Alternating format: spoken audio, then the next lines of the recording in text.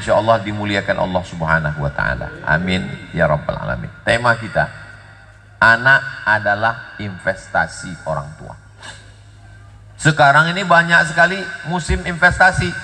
Ada investasi emas, investasi tambang batu bara, investasi kos-kosan. Semuanya saking hebohnya investasi, yang paling hebat investasi bodong. Investasi batu bara, ternyata batu baranya nggak ada. Investasi emas, setelah dilihat emasnya hitam, rupanya emas Parno. Mohon maaf Mas Mano, jangan tersinggung. Investasi yang kekal abadi adalah investasi anak. Ustadz Somad, saya mau punya anak tapi sampai sekarang belum punya anak. Tadi di dalam ruangan yayasan, Ustadz Somad, kami lama nggak punya anak. Setelah berkuda di pesantren Fatimah Az-Zahra, langsung punya anak kembar. Nah, jadi jamaah dimanapun berada, dari Sampang sampai Papua, yang belum punya anak datang kemari berkuda, sudah terbukti kembar 2. Ada juga anak-anak muda nih datang melapor ke Ustadz Somad, saya Ustadz Somad sudah berkuda belum juga punya anak. Loh kok iso? Ternyata belum nikah. Nah ini nggak bisa dengan berkuda, harus akad dulu. Jamaah yang dimuliakan Allah Subhanahu wa Ta'ala, investasi yang tidak ada ruginya adalah investasi punya anak. Mudah-mudahan anak-anak kita anak-anak yang soleh dan solihah.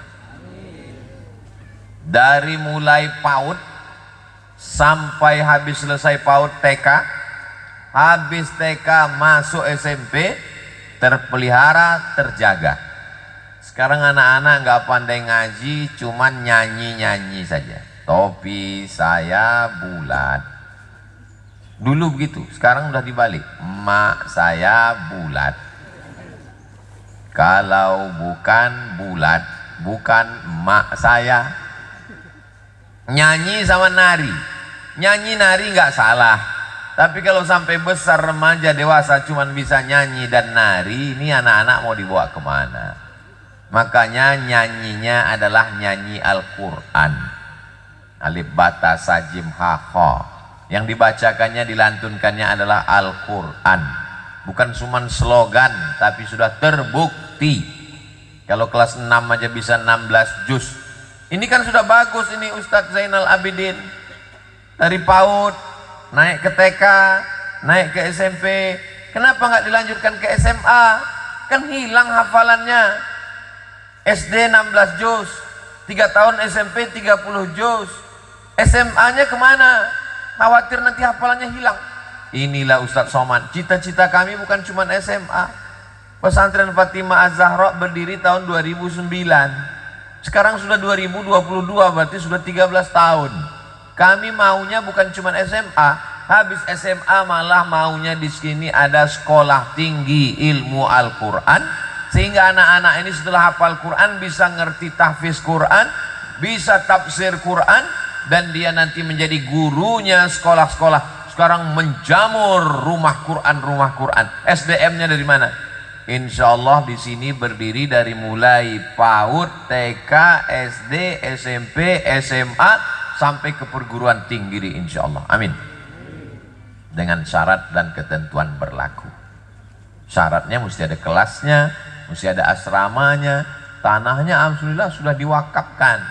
Tanah kalau sudah diwakafkan, la yuhabu, tidak bisa dihibahkan, wala yurasu, tidak bisa diwariskan, wala yuba'u, tidak bisa diperjualbelikan.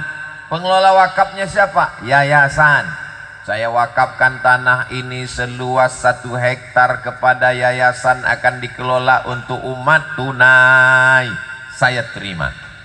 Ini masih banyak tanah kosong di samping yang perlu dibebaskan. Mudah-mudahan selesai Ustadz Somad pulang dari Semarang, berlomba-lomba warga mewakafkan tanah insya Allah. Assalamualaikum Ustadz Somad. Waalaikumsalam. Setelah Ustadz pulang tablik akbar kemarin, banyak yang mewakafkan tanah. Saya wakafkan tanah sana. Tanah siapa? Embu. Oh nggak bisa. Kita hanya bisa mewakafkan tanah kita. Alhamdulillah Ustadz Somad. Setelah Ustadz Somad pulang dari Semarang, banyak yang mewakafkan tanah. Begitu dicek di Badan Pertanahan Nasional, rupanya tanah bermasalah. Kenapa kamu wakafkan tanah masalah? Karena bermasalah lah maka saya wakafkan. Nggak bisa. Jangan mewakafkan masalah. Karena tanah yang akan didirikan kelas, asrama, rumah guru, masjid, kantor, inilah yang akan kekal abadi. Bapak ibu punya uang banyak, punya rumah megah, cantik, megah, mewah, mahal. Begitu meninggal dunia, rumahnya tinggal.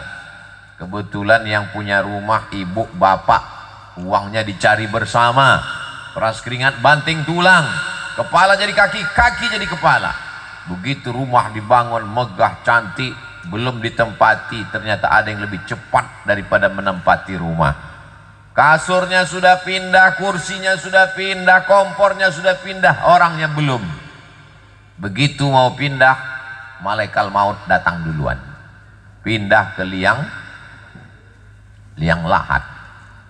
Akhirnya rumah itu ditempati ibu, suaminya meninggal duluan. Gak lama-lama ibu pun dipinang oleh bronis, berondong manis.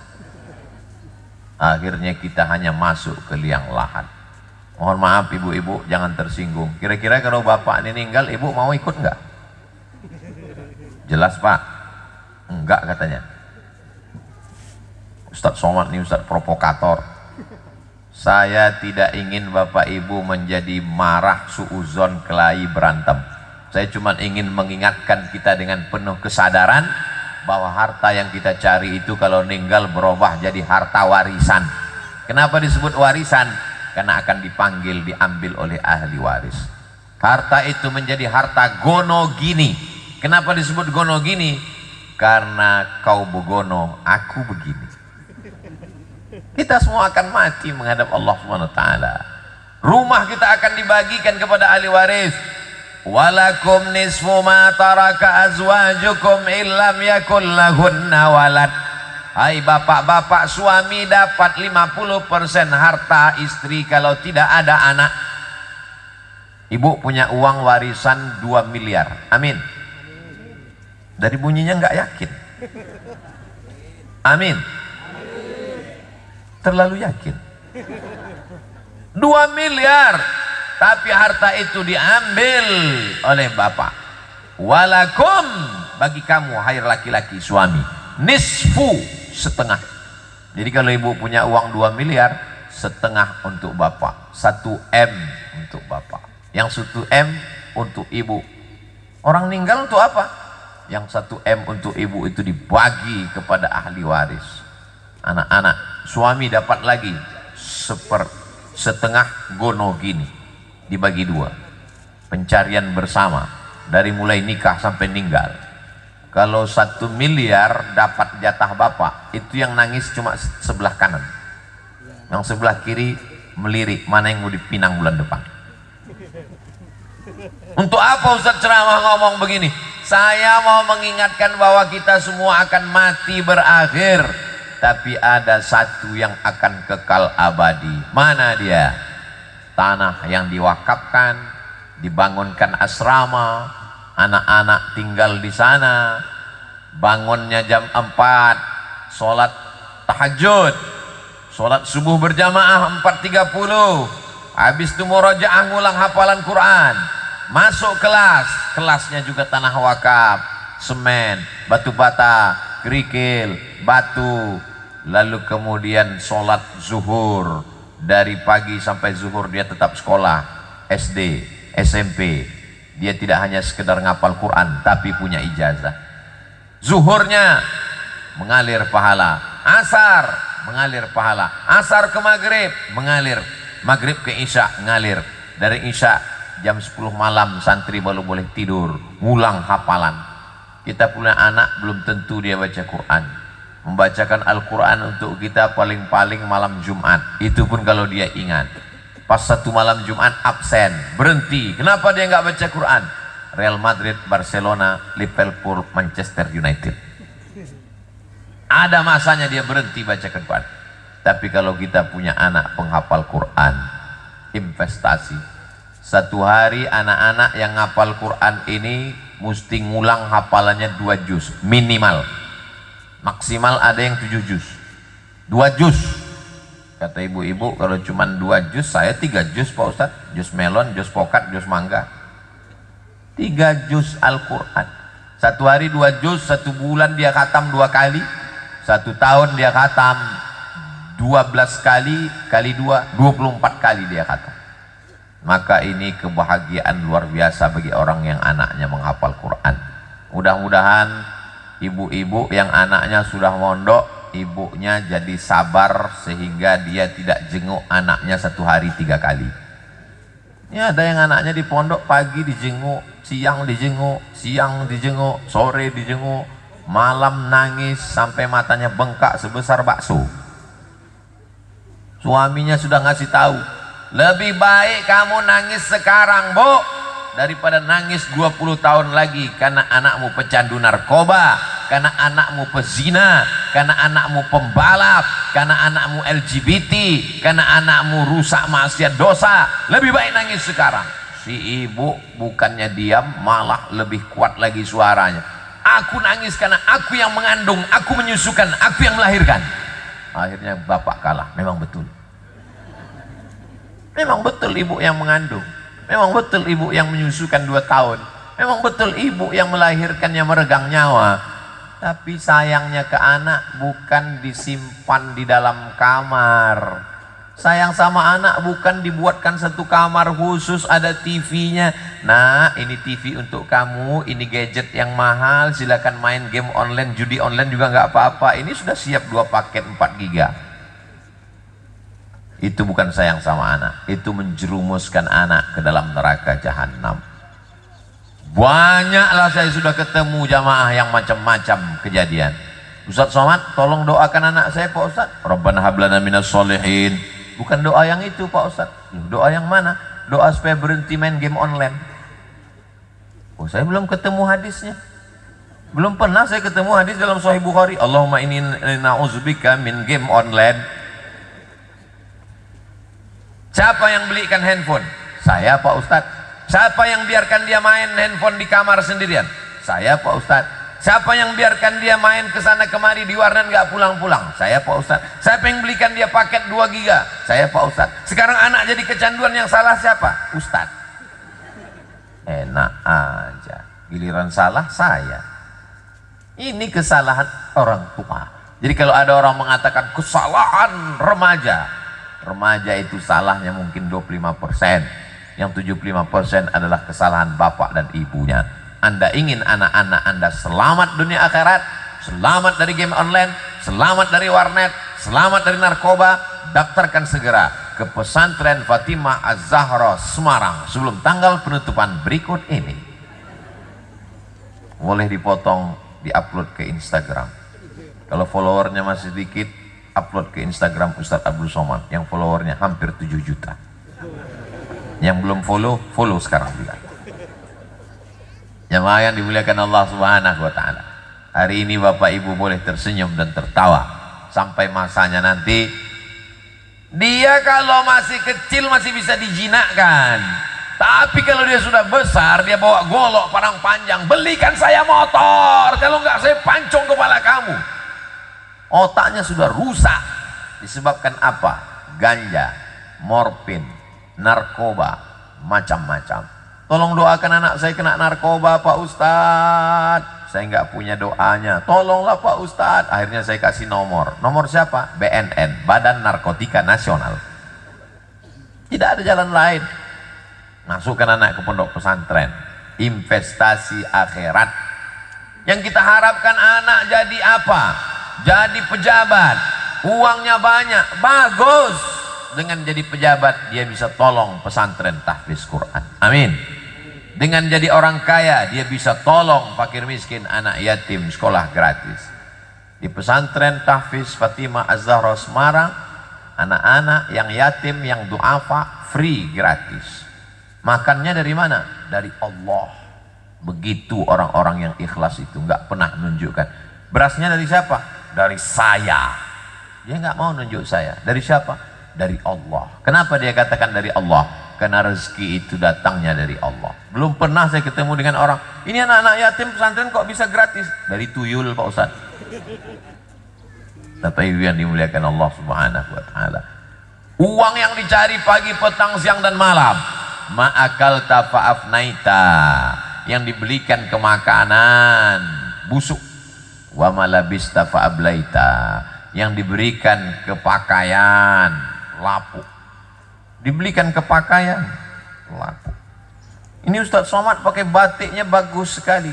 Ini batik mereknya Casio, kasih orang. Dipakai lapuk, dimakan busuk. Wa mata saddaqta, yang kau sedekahkan itulah yang akan kekal abadi, menolong di hadapan Allah Subhanahu wa taala.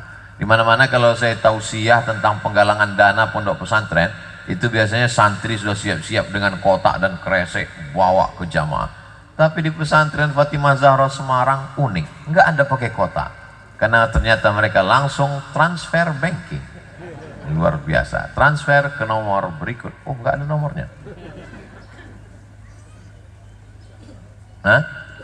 Sedang mutar, masya Allah, mutar tapi nggak kelihatan. Jadi ini nama, oh ada mutar. Bapak Ibu silakan, mau diisi 1 juta insya Allah muat karena kotaknya besar. Yang mau pakai transfer banking silakan. Begitu selesai pencet nangis. Ingat almarhum bapak? Bukan Pak Ustaz. Ingat almarhum ibu? Makin kuat. Ternyata salah pencet. Rencana pencet nolnya 5, 100.000, kepencet 6, 1 juta. Alhamdulillah. Mudah-mudahan semuanya kepencet 1 juta. 1000 orang selesai bangunan 1 miliar. Nggak mesti sekarang, bisa juga sejam yang akan datang, bisa juga 3 kali cicil, nggak apa-apa. Pagi 1 juta, siang 1 juta, malam 1 juta. Kalau ada ibu bapak punya tabungan 100 juta, amin. Saya ulang sekali lagi, ada di antara bapak ibu punya tabungan 100 juta, amin. Lalu dia transfer ke pesantren Fatimah Az-Zahra Semarang 1 juta. Berapakah yang tinggal di rekening bank? 99 juta. Nanti malam meninggal. Bismika Allahumma ahya wa amut. Mati. Sekarang meninggal. Besok pagi dikuburkan. Yang dia bawa mati yang 1 juta itu atau yang 99 juta? Yang 1 juta itulah yang dia bawa mati menghadap Allah. Yang 99 juta akan diambil oleh istrinya, akan diambil oleh suaminya, akan dibagikan ke ahli waris. Anak laki-laki dapat 2 kali bagian, anak perempuan habis entek, tidak tersisa sedikit pun. Orang mati nggak bawa apa-apa. Sudah lama saya hidup, sudah banyak saya lihat kuburan di Mesir, di Maroko, di Sudan, di Pekanbaru, di Jawa. Belum pernah ngelihat ada orang mati bawa tas isinya kartu kredit. Semuanya tinggal. 100 juta di rekening bank, 1 juta yang ditransferkan ke pesantren Fatimah Zahra Semarang. Yang 1 juta itulah yang dibawa mati. Yang 99 tinggal diambil oleh ahli waris. Habis, tak bersisa sama sekali. Begitulah kehidupan manusia ini. Itu kalau yang dibawa 1 juta. Gimana kalau yang dibawa 2.000? Masya Allah, tabarakallah. Bapak Ibu yang dimuliakan Allah Subhanahu wa ta'ala, idza matal insan, kalau manusia mati, inqata'a, putus amal. Putus. Ibu-ibu yang rajin baca Yasin, putus. Bapak-bapak yang rajin sholat duha, sholat tahajud, sholat witir, putus. Tapi ada yang tetap mengalir. Apa dia? Shadaqatun jariyah. Itulah yang mengalir di hadapan Allah Subhanahu wa taala. Ini pondok pesantren insya Allah sampai hari kiamat nggak bakalan bubar. Amin. Dari mana Ustaz tahu pesantren ini nggak akan bakalan bubar? Karena nggak akan ada rebut-rebutan ahli waris. Karena pesantrennya bukan punya ahli waris. Pesantren ini nggak akan bubar karena kadernya akan tetap ada. Kenapa kadernya tetap ada? Karena santri-santrinya penghafal Quran. Ustadz Somad, santri kami pergi ke Yaman, ngambil sanad, sudah jadi syekhah.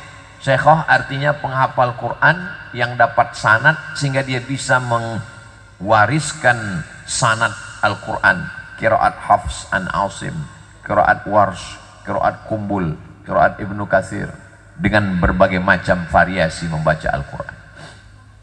Oh, saya nggak mau anak saya ngapal Quran cuman jadi ustazah. Penghafal Quran bisa jadi dokter spesialis, gratis beasiswa. Saya ketemu dengan Pak Rektor Universitas Islam Indonesia Yogyakarta, Ustaz Somad, penghafal Quran di sini dapat beasiswa full gratis. Penghafal Quran bisa jadi pengacara, ambil fakultas hukum, profesor, doktor, SH, MH, PhD, ahli pakar hukum. Dia bisa jadi apapun, dan dia akan mendoakan kita semua. Setiap dia menghafal Quran, pahalanya mengalir ke kita. Kalau kita bukan penghafal Quran, maka buatlah pesantren hafal Quran. Gak sanggup buat pesantren tahfiz Quran, support asramanya, ruang gurunya, kelasnya, maka kita mendapatkan pahala mereka. Bayangkan satu anak, 1 tahun 25 anak, kelas 1, kelas 2, kelas 3 SMP 75, tamat nambah lagi, sampai hari ini dia bertahan 75 terus. Kenapa 75? Karena setahun hanya menampung 25, 75 anak yang SMP. Adapun yang PAUD, yang TK, yang SD bisa banyak karena nggak mondok. Adapun yang mondok ini memang terbatas kamarnya, toiletnya, kamar mandinya, apalagi ini anak-anak perempuan mesti terjaga. Beda dengan pesantren anak laki-laki, lebih bebas, lebih bisa berkeliaran. Anak perempuan auratnya terjaga, matanya terjaga, rambutnya terjaga, pakaiannya terjaga, lingkungannya terjaga.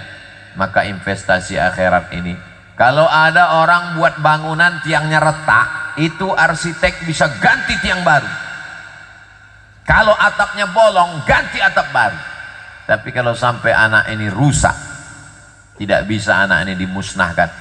Pak, ini ada anak satu yang rusak, suntik mati, kita ganti anak baru. Oh, nggak bisa.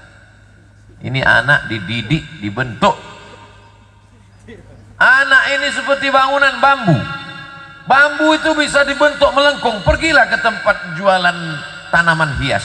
Saya pernah ngelihat bambu bisa dikepang seperti rambut. Bambu bisa dikepang. Gimana bentuk bambu bisa dikepang seperti ini? Bisa Pak Ustaz, dari kecil sudah dijalin pakai kawat, bisa dibuat melengkung, bisa cantik. Bambu bisa dibentuk ketika masih muda. Tapi kalau dia sudah jadi bambu kuning, mau dibentuk, dua kemungkinan. Dia patah atau kepala kita pecah. Maka mumpung dia masih belia, masih kecil, akalnya masih kuat, otaknya masih sehat, belum terkontaminasi, terkotori dengan apa-apa, maka kita bentuk dengan pondok pesantren. Kita bukan kiai, kita bukan ustadz, kita nggak mampu mendidik anak orang, kita tinggal support semennya, batu batanya. Walaupun jamaah tidak semuanya hadir pada pagi ini karena kesibukan, tapi insya Allah ini akan diupload di channel Ustadz Abdul Somad Official. Subscribe, like, share, and comment. Nanti jamaah akan nonton, mereka akan datang ke Semarang. Mereka terbang mendarat di kota Semarang, mereka cari mana itu pondok pesantren Fatimah Zahra, mereka buka www.google.com, pesantren Fatimah Az-Zahra Semarang. Mereka pun datang kemari. Ini yang tempat Ustaz Somad tausiah kemarin. Iya. Mana kelas asrama yang mau dibangun?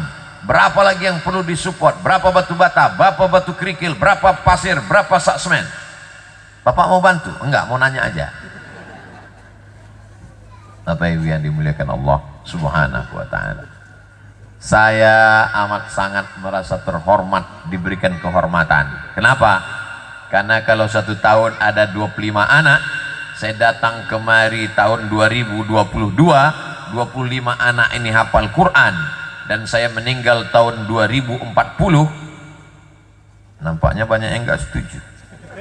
Saya lahir 1977, jadi kalau meninggal umur 63, berarti itu tahun 2040, 18 tahun lagi.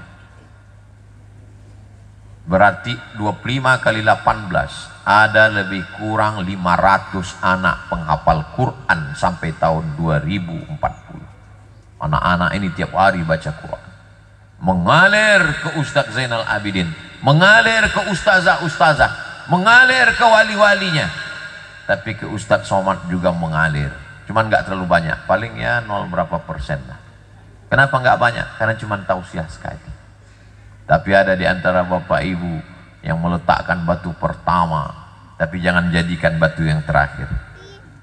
Yang meletakkan semennya, batu batanya, kerikilnya, AC-nya, kamar mandinya, toiletnya, maka itu adalah yatsba'ul mayyita salasun, yang mengiringi mayat sampai ke liang lahat itu ada 3. Pertama, mal, hartanya.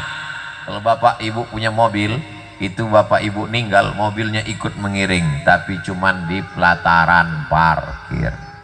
Belum pernah saya lihat orang Islam mati bawa mobil. Jangankan mobil, mobil-mobilan pun tinggal. Ahluhu, keluarganya, temannya, kawannya, sahabatnya, semua ikut mengiringi. Hanya sampai ke pintu liang lahat. Setelah itu apa kata mereka? Kami hanya sampai mengantar ke pintu gerbang, bro. Habis itu kau menghadap Allah sendirian. Walaqad ji'tumuna furada. Kamu akan datang menghadap Allah sendirian. Kama khalaqnakum awwala marrah. Sebagaimana dulu kau lahir sendirian, kau pun akan mati menghadap Allah dalam keadaan sendirian. Apa yang sudah kau tanam, itulah yang akan kau panen. Kalau kebetulan nanam padi, panennya insya Allah padi. Tanam jagung, panennya insya Allah jagung.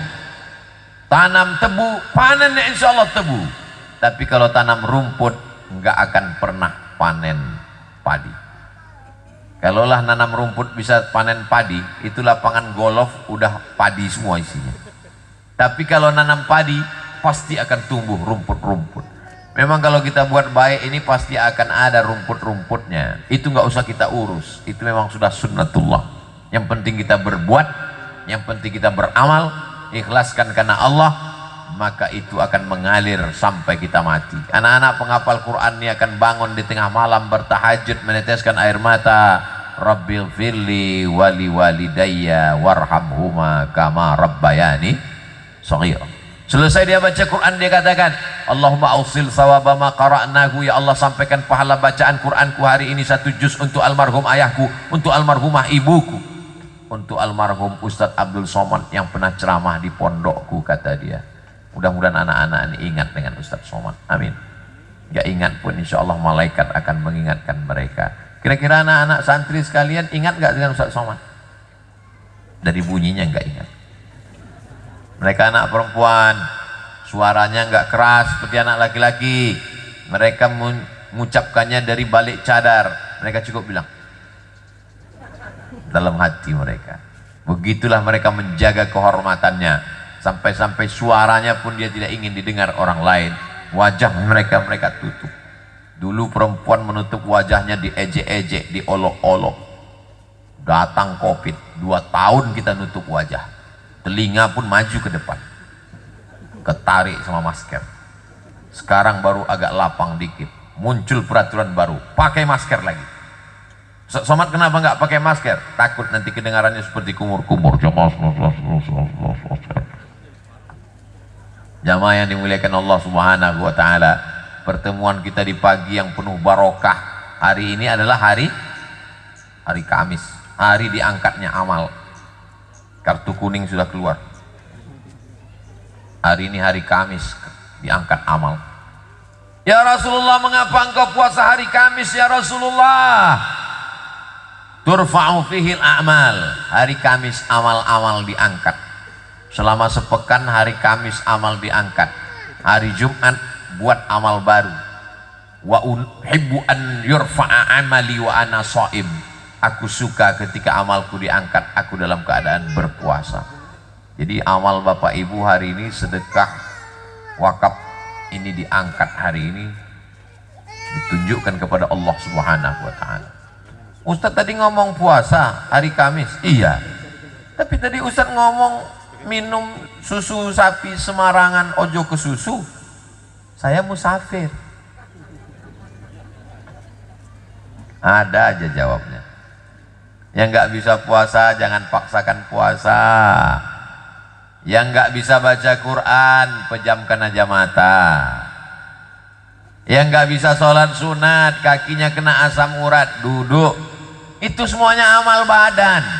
Puasa amal badan, tahan tenggorokan. Baca Quran amal badan, matanya ngelihat, suaranya keluar. Tapi ada amal harta 7: zakat, wakaf, infak, sedekah, wasiat, hibah, ghanimah. Kalau saya bayar zakat Pak Ustadz, bisa nggak untuk pembangunan pondok pesantren? Bisa. Masuknya kemana? 8 asnaf. Innamas sadaqatu lil fuqara wal masakin wal amilina 'alaiha wal muallafati qulubuhum wa fir riqab wal gharimin wa fi sabilillah wa ibnis sabil. Masuknya kemana? Fi sabilillah. Karena kata Imam Fakhruddin Ar-Razi, fi sabilillah itu bukan cuma untuk perang melawan Israel. Fi sabilillah itu bukan cuma untuk beli tombak, baju besi, anak panah dan kuda. Fi sabilillah juga untuk menolong agama Allah dengan lembaga pendidikan. Jadi kalau ada di antara bapak ibu yang mau ngasih, ini zakat saya, tolong berikan semen untuk asrama, maka dia masuknya fi sabilillah. Tapi jangan sampai fakir miskin nggak makan. Nanti fakir miskin nyumpah Ustadz Abdul Somad, bulan ini aku nggak makan gara-gara semua donatur ngasih beli semen. Abdul Somad mudah-mudahan mati makan semen. Jangan ambil jatah mereka. Bapak Ibu yang dimuliakan Allah Subhanahu wa taala. Zakat. Nomor 2, wakaf. Wakaf itu bagaimana? Wakaf ada 4 unsur. Orang yang berwakaf, orang yang nerima wakaf, tanah yang diwakafkan, ada ijab dan qabul. Wakaf nggak boleh habis. Makanya nggak bisa wakaf lilin. Saya wakaf lilin Pak Ustadz, dibakar habis. Kalau wakaf uang kan habis, wakaf uang nggak habis. Uangnya kan dibelikan ke tanah, habis. Uangnya berubah jadi tanah, uangnya berubah jadi semen, uangnya berubah jadi batu bata, uangnya berubah jadi batu kerikil, uangnya berubah jadi besi. Wakaf asrama, wakaf kelas, wakaf toilet. Pak Ustadz katanya yang wakaf masjid nanti di akhirat dapat masjid. Betul. Yang wakaf asrama katanya di akhirat wakaf dapat asrama. Ya, saya nggak mau lah wakaf toilet Pak Ustadz, nanti di akhirat cuma dapat WC. Ini cara berpikirnya tidak seperti itu guys. Balasan yang disediakan Allah itu mala a'yunun ra'at, belum pernah dilihat mata, wala udhunun sami'at, belum pernah didengar telinga, wala khatara ala qalbi bashar, belum pernah terlintas di hati manusia. Jadi jangan bayangkan surga itu mengalir air sungai, ada tanam-tanaman. Itu kalau begitu nggak benar Pak Ustaz. Itu benar, tapi itu 0,1%-nya.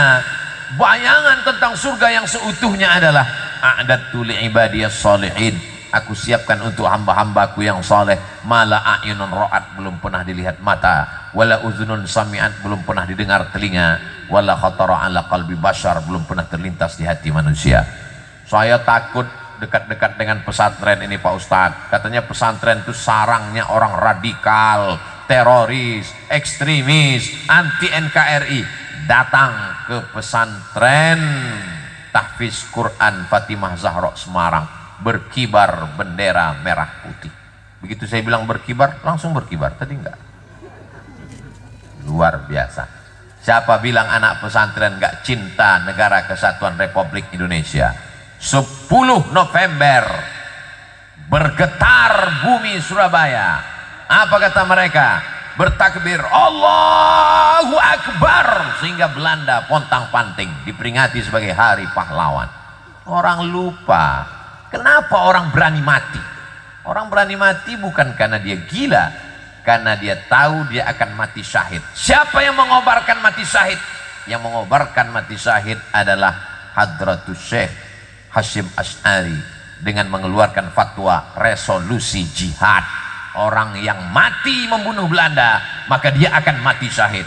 Itulah yang membuat berkobarnya tanggal 10 November, karena ada fatwa pada tanggal 22 Oktober. Dari 22 Oktober ke 10 November, 18 hari mereka bermunajat. Meledaklah, meletuslah revolusi jihad.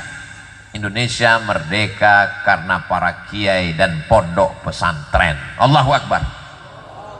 Jadi kalau ada orang mengatakan apa ini pondok pesantren, karena pondok pesantren lah Indonesia merdeka. Itu makanya di pembukaan Undang-Undang Dasar 1945 dinyatakan atas berkat rahmat Allah yang maha kuasa dan keinginan bangsa Indonesia yang luhur.